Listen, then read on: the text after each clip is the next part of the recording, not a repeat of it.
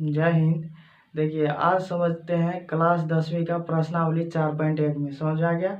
ये है द्विघात समीकरण। क्या है? द्विघात समीकरण। ठीक है ना। तो द्विघात समीकरण का पहला पार्ट हो गया था, ये हो रहा है अब दूसरा पार्ट। ठंड बहुत ज़्यादा है, समझ आ गया कि नहीं? इसी तरह से आराम आराम से पढ़ाई करते रहना है। ठीक है। अब सवाल नंबर कितना होगा? 2 का 1 नंबर। देखिए 2 का 1 नंबर में बोल रहा है एक आयताकार भूखंड का क्षेत्रफल 528 मीटर स्क्वायर है। एक आयताकार भूखंड है, ठीक है, कोई क्षेत्र है जिसका क्षेत्रफल कितना दे दिया गया है? 528 मीटर स्क्वायर। और क्षेत्र की लंबाई जो है चौड़ाई के दोगुने से 1 अधिक है। देखिए आयताकार का मतलब होता है, ये मान के चलिए एक आयत हो गया, ठीक है। दो दो भाग क्या होता है? बराबर होता है। जैसे ये भुजा दोनों क्या होना चाहिए? बराबर। ये भुजा और ये भुजा बराबर होना चाहिए।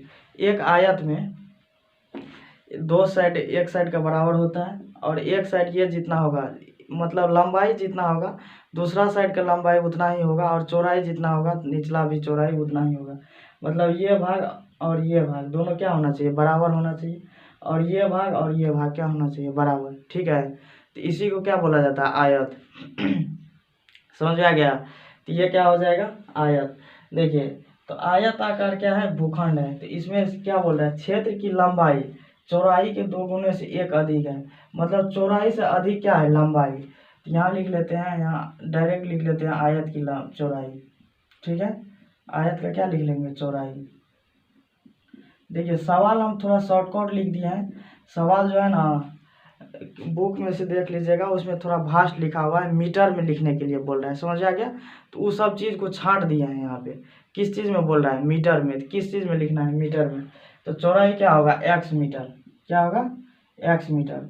उसके बाद देखिए लंबाई बोल रहा है चौड़ाई के दोगुने से, नहीं यहाँ नहीं होगा, माना है, क्योंकि ना ही यहाँ पे चौड़ाई का कोई लिमिटे नहीं दिया है, इसीलिए क्या मानना पड़ेगा? चौड़ाई को x मान लिए। ठीक है। देखिए चौड़ाई के दोगुने से क्या अधिक है? 1 अधिक है। क्यों? कौन चीज? लंबाई। तो दोगुने से 1 अधिक है, मतलब चौड़ाई जितना है उसके दोगुने से क्या है? 1 अधिक है। ठीक है ना। तो दोगुना कितना होगा? एक जितना चौड़ाई है उसको दोगुना करके 1 जोड़ना पड़ेगा। तो चौड़ाई यहाँ पे क्या है? x है, इसमें दोगुना करेंगे तो x में 2 से जब गुना करेंगे तो 2x होगा। ठीक है। 1 अधिक है तो 1 इसमें जोड़ देंगे तो 2x + 1 मीटर हो गया। अब देखिए क्षेत्रफल कितना दे दिया है? 528 मीटर स्क्वायर। समझ आ गया? कितना दे दिया गया? 528 मीटर स्क्वायर। ठंडा में गला भी लग गया है, ज़्यादा हम बोल भी नहीं पाते हैं इस बीच में, पूरा गला फंस गया, इसीलिए वीडियो 1-2 दिन से आना रुक गया था यूट्यूब पे। ठीक है ना। अब देखिए कितना है क्षेत्रफल? 528 मीटर स्क्वायर। अब यहाँ पे सूत्र क्या लग जाएगा? आयत का क्षेत्रफल बराबर होता है लंबाई गुना चौड़ाई। समझ आ गया? क्षेत्रफल बराबर क्या होता है? लंबाई गुना चौड़ाई। सूत्र के हिसाब से लिख लेते हैं, आयत का क्षेत्रफल क्या होता है? लंबाई गुना चौड़ाई। क्षेत्रफल बराबर लिख लेंगे लंबाई गुना चौड़ाई। समझ आ गया? अब देखिए क्षेत्रफल कितना है? 528 है, और लंबाई देखिए कितना है? 2x + 1 है। समझ आ गया? और चौड़ाई देखिए कितना है? x है। ये टोटल को इस साइड कर लीजिए, इसको गुना करके x से इसके साथ गुना करिए 2x²। ये एक को x से गुना करेंगे तो x होगा। देखिए 528 को जब उस साइड भेजेंगे, इसको जितना सेटअप था वो पूरा सेटअप को इस साइड ला लिए। समझ आ गया? और ये जो था उसको उस साइड भेज देंगे। तो ये मान लीजिए उस साइड चल गया, उस साइड चल जाने के बाद इसको इस साइड लाना पड़ेगा। फिर तो ये प्लस में 528 उस साइड था, इस साइड आएगा तो माइनस में क्या होगा? 528। माइनस में क्या होगा? 528, 0। समझ आ गया? तो ये पूरा हो गया। इसका सवाल का आंसर यही होगा, 2x² + x - 528 = 0। ठीक है ना। तो इसको स्क्रीनशॉट कर लीजिएगा, क्योंकि साथ साथ लिखना उतना पॉसिबल होता है नहीं, तो उसको क्या करते जाना है? स्क्रीनशॉट लेते जाना है। समझ आ गया? नंबर का सवाल 2 नंबर का है। देखिए यहाँ पर सवाल बोल रहा है कि 2 क्रमांक धनात्मक पूर्णांकों गुणनफल 306 है। तो इसमें क्या ज्ञात करना है? पूर्णांकों को ज्ञात करना है। समझ आ गया? यहाँ पर देखिए धनात्मक पूर्णांक बोल रहा है। कौन सा पूर्णांक? धनात्मक पूर्णांक। ठीक है अजी, धनात्मक धनात्मक क्रमागत पूर्णांक। क्रमागत का मतलब होता है लगातार। क्रमागत का मतलब क्या होता है? लगातार। ठीक है, जैसे 1 है, 2 है, 3 है, 4 है, ये सब कौन सा संख्या हो गया? लगातार। तो इसी को क्या बोला जाता है? क्रमागत संख्या। समझ में आ गया? तो दो क्रमागत पूर्णांकों का गुणनफल कितना दे दिया गया है? 306। समझ आ गया? तो पहला क्रमागत पूर्णांक क्या मान लेंगे? x मान लेंगे। दूसरा क्रमागत पूर्णांक क्या होगा? उसके बाद एक जुड़ जाएगा।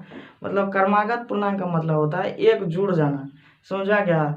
एक जुड़ते गया तो मतलब क्या हो गया? वो क्रमागत संख्या में हो जाता है। ठीक है, यहाँ आप लिखिए, माना कि पहली क्रमागत संख्या, माना कि पहली क्रमागत पूर्णांक। तो देखिए दो को है, दो को मानने के लिए तो पहला x मान लेते हैं तथा दूसरी क्रमागत पूर्णांक। मतलब देखिए लगातार को क्या बोला जाता है? क्रमागत पूर्णांक। ठीक है, तो इसके बाद क्या होगा? एक जुट जाएगा। तो इन दोनों का गुणनफल क्या दे दिया गया है? 306। कितना दे दिया गया है? 306। तो इन दोनों का गुणनफल कर देना, x इंटू एक्स प्लस 1 बराबर 306। समझ आ गया? तो x को x के साथ जब गुना करेंगे तो एक्स स्क्वायर होगा, प्लस x को 1 के साथ गुना करेंगे x, 306 इस साइड आएगा तो माइनस में 306 बराबर 0। आंसर इसका कितना आ गया? X square plus x minus 306 बराबर 0। सवाल नंबर ले लिए हैं 2 का 3 नंबर। ठीक है, तो इसमें देखिए आयु वाला सवाल है। समझ में आ गया? तो आयु वाला सवाल में थोड़ा दिमाग तो लगाना पड़ेगा। यहाँ पे देखिए ये बोल रहा है कि रोहन की माँ उससे 26 वर्ष बड़ी है। तो रोहन देखिए, रोहन की माँ है, ठीक है ना? तो रोहन मतलब रोहन की माँ और बेटे का दो का मतलब दोनों रिश्ता में आता है। जैसे रोहन हो गया तो वो बेटा हो गया और रोहन की एक माँ है। ठीक है, तो रोहन से रोहन की माँ कितना वर्ष बड़ी है? 26 वर्ष। इसका मतलब है रोहन की माँ कितना वर्ष बड़ी है? 26 वर्ष बड़ी है। ठीक है, तो वो मतलब उसका जो बेटा है उससे 26 वर्ष क्या होगा? छोटा होगा।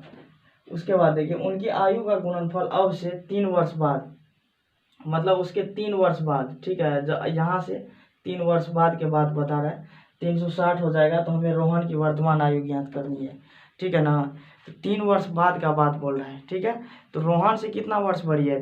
26 वर्ष। ठीक है, तो रोहन की वर्तमान आयु तो कुछ पता है नहीं, तो वर्तमान आयु क्या मान लेते हैं? x मान लेते हैं। यहाँ पर मान लेते हैं, माना कि रोहन की वर्तमान आयु कितना है? x मान लेते हैं। वर्तमान आयु मान लेते हैं x वर्ष। ओके, इसके बाद देखिए रोहन की माँ जो है इससे 26 वर्ष बड़ी है तथा रोहन की माँ की वर्तमान आयु 26 वर्ष क्या है? बड़ी है। तो x वर्ष ये है, 26 वर्ष इससे बड़ा होगा, तो x प्लस 26 वर्ष को ये हो जाएगा। समझ में आ गया? अब देखिए बोल रहा है कि उनकी आयु का गुणनफल अब से 3 वर्ष बाद, मतलब उनका जो आयु है ना वो 3 वर्ष बाद का बात बता रहा है। कितना वर्ष का? 3 वर्ष बाद उसके आयु का गुणनफल हो जाता है कितना? 360। समझ आ गया? तो आयु जो वर्तमान में है उसके 3 वर्ष बाद हमको चलना है। तो अब देखिए 3 वर्ष बाद रोहन की आयु क्या होगा? 3 वर्ष बाद रोहन की आयु, किसकी आयु? रोहन की। तो x वर्ष था, तो 3 वर्ष बाद मान के चलिए अभी आप 21 साल का, मान के चलिए अभी 15 साल के हैं, तो 3 वर्ष बाद कितना हो जाएगा? 18 साल। इसका मतलब ऐड हो गया आयु, मतलब जुट गया, तो वही होगा। तो 3 वर्ष पहले कितना था? x वर्ष। 3 वर्ष बाद क्या होगा? इसमें जुट जाएगा, तो x प्लस 3 वर्ष हो जाएगा। x प्लस 3 वर्ष। अब देखिए इसकी माँ की आयु क्या होगा? 3 वर्ष बाद रोहन की माँ की आयु। ठीक है, तो इसमें क्या होगा? 3 जुट जाएगा 3 वर्ष बाद, मतलब x प्लस 26 है और 3 और जोड़ देंगे तो कितना होगा? x प्लस 29 वर्ष। अब दोनों का आयु को गुणनफल कितना दे दिया है? 360। समझ आ गया? तो x प्लस 3 है ही, दूसरा माँ की आयु कितना है? x प्लस 29 हो गया कितना? 360। जब गुना कीजिएगा इसको, देखिए ये दोनों क्या हो गया? बीज व्यंजक का गुना। जिसको नहीं होता है वो एक वीडियो हम डाले हैं, बीज व्यंजक जोड़ घटाव गुना, उसमें पूरा सिखाए हैं बढ़िया तरीका से, तो उसमें बढ़िया से समझ में आ जाएगा। ओके, यहाँ देखिए अब दोनों को गुना कर लीजिएगा तो होगा एक्स स्क्वायर 29 3 32 एक्स प्लस 29 3 87 360 इस साइड आएगा -360। यहाँ पे देखिए कुछ लोगों को नहीं समझ में आएगा होगा, इसलिए क्योंकि बीज व्यंजक गुना जिसको नहीं होगा उसको नहीं समझ में आएगा, जिसको होगा उसको ऑटोमेटिक समझ में आ जाएगा। समझ आ गया। अब देखिए ये x² है प्लस 32x तो होगा ही।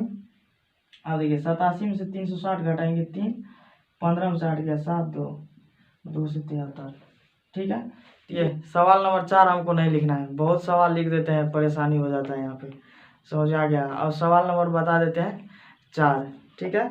ये देखिए ये बुक हम भी यहाँ पे रखे रहते हैं, इसी में से छाप देते हैं सवाल, उसके बाद बताते हैं। तो जो पढ़ते हैं ऑनलाइन कम से कम आगे में बुक खोल करके रखे करो, तब समझ में आएगा बढ़िया से। इतना गला फंस रहा है, हम बोल नहीं पाते हैं ज़्यादा, इसीलिए लास्ट सवाल यही कर देंगे। समझ आ गया। अब देखिए सवाल नंबर 4 यहाँ पे देखा, यहाँ देखिए यहीं से हम पढ़ेंगे। यहाँ बोल रहा है एक रेलगाड़ी 480 किलोमीटर की दूरी समान चाल से तय करती है। यदि इसकी चाल 8 किलोमीटर प्रति घंटा कम होती है तो वो उसी दूरी को तय करने में 3 घंटा अधिक लेती है। तो हमें रेलगाड़ी की चाल ज्ञात करनी है। क्या ज्ञात करनी है? चाल। एक रेलगाड़ी है, उसको टोटल दूरी तय करना है 480 किलोमीटर। कितना? 480 से ना तो ज़्यादा ना तो कम, पूरा फिक्स है यहाँ पे 480 किलोमीटर जाना है। इसका चाल यदि 8 किलोमीटर कम कर देंगे तो समय तो कुछ ना कुछ ज़्यादा लगेगा ही। तो चाल यदि 8 किलोमीटर पर घंटा कम करेंगे तो समय कितना ज़्यादा लग जाएगा? 3 घंटा। तो ये गणित का हम सवाल समझा दिए पढ़ करके। जिसको नहीं समझ में आया होगा 2-4 बार पढ़िएगा, वीडियो को रोक करके, ऑटोमेटिक समझ में आ जाएगा। समझ आ गया। तो अब हम बताते हैं सवाल नंबर का 4, जो सवाल हम लिखे वाले हैं। देखिए चाल ताल कुछ मालूम नहीं रहता, जो चीज़ मालूम नहीं रहा तो उसको x मान लेते हैं। x बेचारा बहुत सीधा साधा नंबर है, सब कुछ निकाल देता है। समझ आ गया। तो रेलगाड़ी की चाल नहीं मालूम है, क्या मान लेंगे? x मान लेंगे। तो यहाँ पर सवाल नंबर है 4 लिख लेते हैं। माना कि रेलगाड़ी की चाल x किलोमीटर पर घंटा की चाल x किलोमीटर मान लेते हैं प्रति घंटा। ठीक है। उसके बाद देखिए दूरी टोटल कितना दे दिया है? 480 किलोमीटर।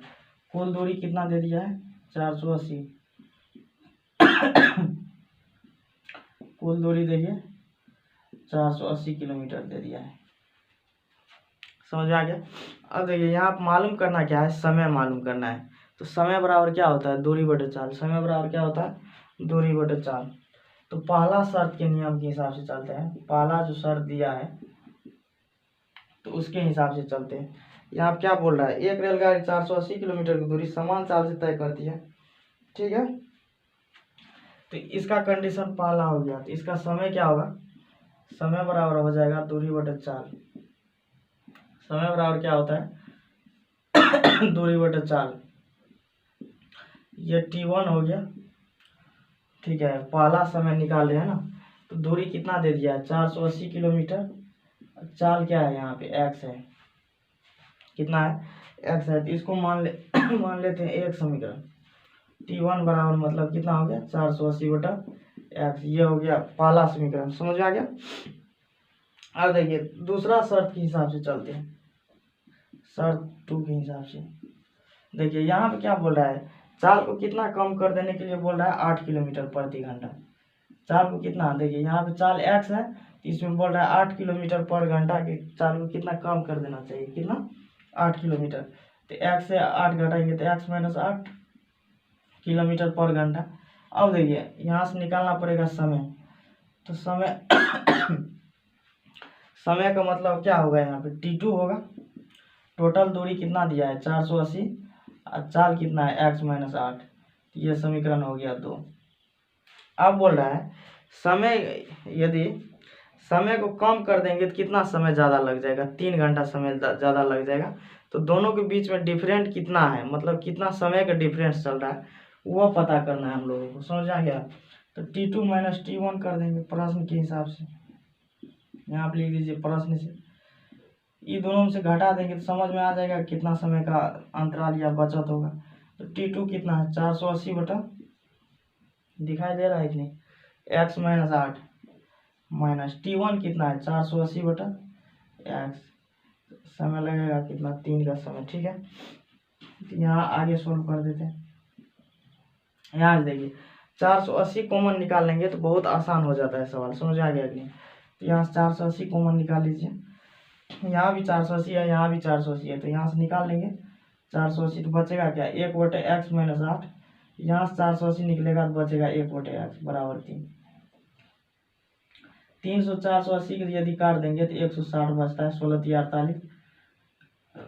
इसको एलसीएम कर लीजिए, x होगा x माइनस 8, x माइनस 8 से x माइनस 8 कट जाएगा तो बचेगा x से x कटेगा तो बचेगा x माइनस 8 बराबर, ये एक ऊपर चल जाएगा 160 नीचे आ जाएगा।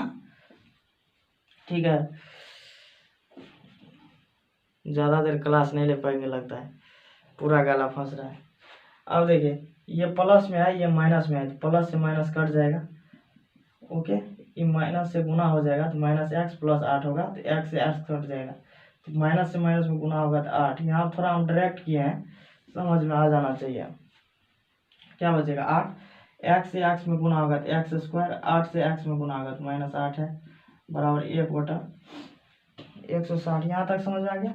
अब देखिए जब इस फॉर्म में होता है समीकरण को कोना कोनी गुना करना पड़ता है, इसको इसके साथ करो, x स्क्वायर माइनस 8x बराबर 16 8 128 0। इसको इस साइड कर लीजिए, x square minus 8x minus 1280 बराबर 0।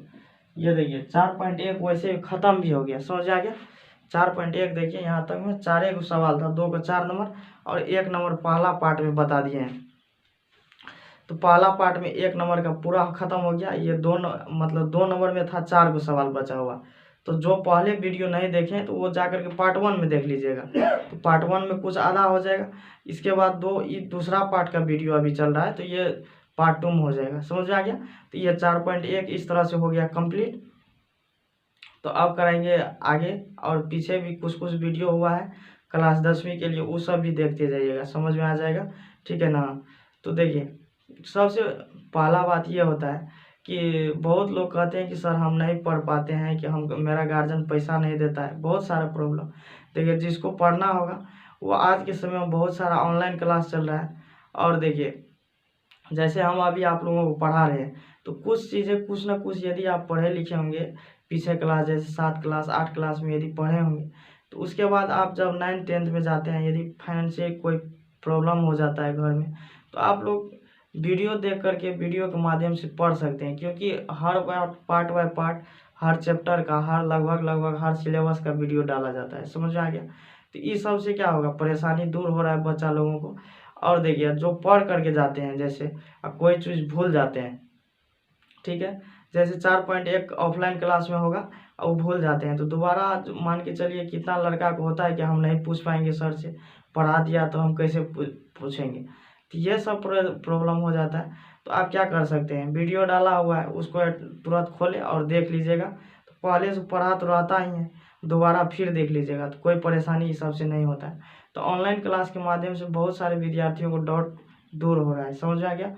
तो डाउट दूर होने के साथ साथ विद्यार्थी एक्सपर्ट भी बन रहा है और थोड़ा टैलेंट बढ़ रहा है इसमें। बहुत पहले क्या होता था, एक बार पढ़ने के बाद बहुत सारे लोगों को नहीं मिलता था, और जो भूल गया तो भूल गया, ठीक है।